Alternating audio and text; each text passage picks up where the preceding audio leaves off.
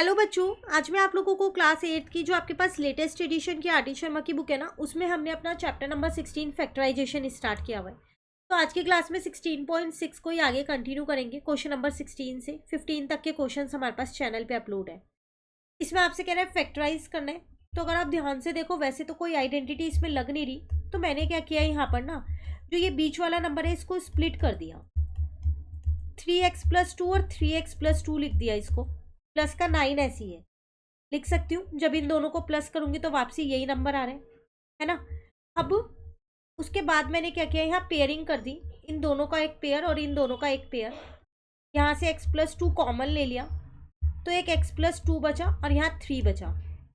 यहाँ से सिर्फ 3 कॉमन आया, x+2 बचा और माइनस का 3 बचा। क्योंकि यहाँ माइनस था इसलिए ये वाला साइन चेंज हो गया। तो x+2 सॉल्व करोगे तो x-1 यहाँ आ रहा है और यहाँ भी x-1 आ रहा है, ठीक है ना।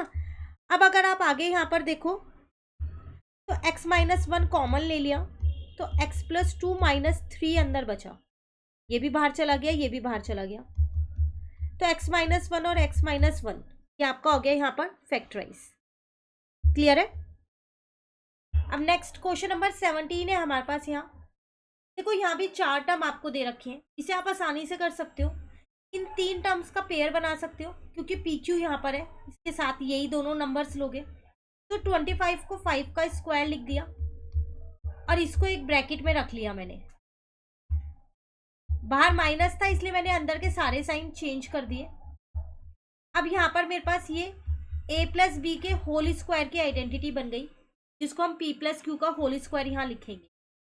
फिर एक आइडेंटिटी यहाँ लग रही है a² - b² की, जो मेरे पास होती है a+b और a- का b, है ना। जिसमें a की वैल्यू 5 है प्लस b की वैल्यू p+q है। फिर a की वैल्यू 5 है माइनस b की वैल्यू p-q हो गई, क्योंकि यहाँ भी माइनस था और फॉर्मूले में भी, तो साइन हमने चेंज कर दिया है।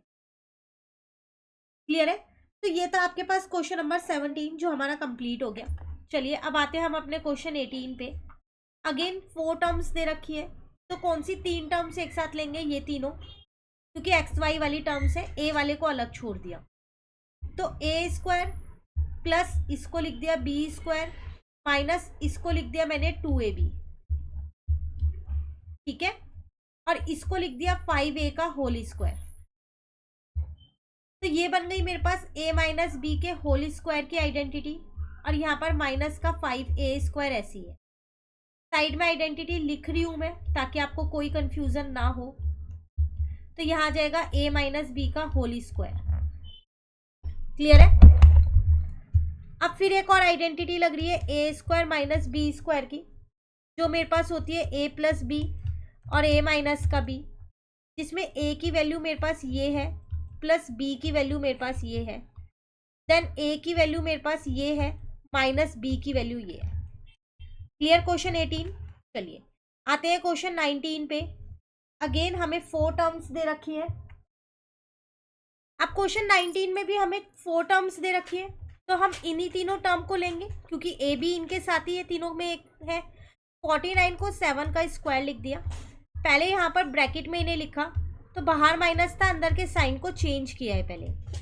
अगले स्टेप में मैंने क्या किया, ये तो a² बन गया, ये मेरे पास b² बन गया, और ये बीच वाला मेरे पास आ गया यहाँ पर 2ab, ठीक है। तो यहाँ पर मेरे पास आइडेंटिटी आ गई a - b के होल स्क्वायर की। जो आइडेंटिटी आप यूज करोगे साइड में लिख के जरूर आना, वरना आपके नंबर कट हो जाएंगे। क्लियर।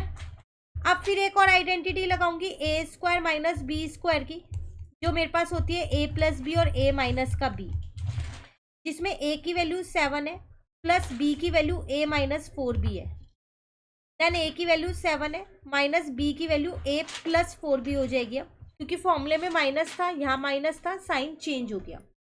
क्लियर। चलिए नेक्स्ट आते हैं क्वेश्चन नंबर 20 पे। सेम क्वेश्चन 4 टर्म्स वाला, इन तीनों को एक साथ ले लेते हैं।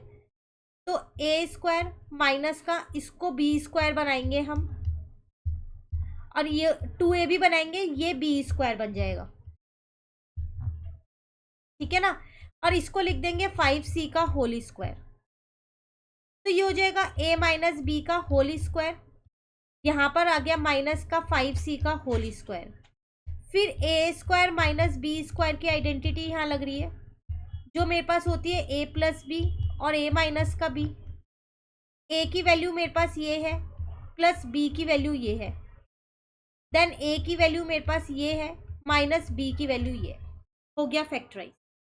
क्लियर?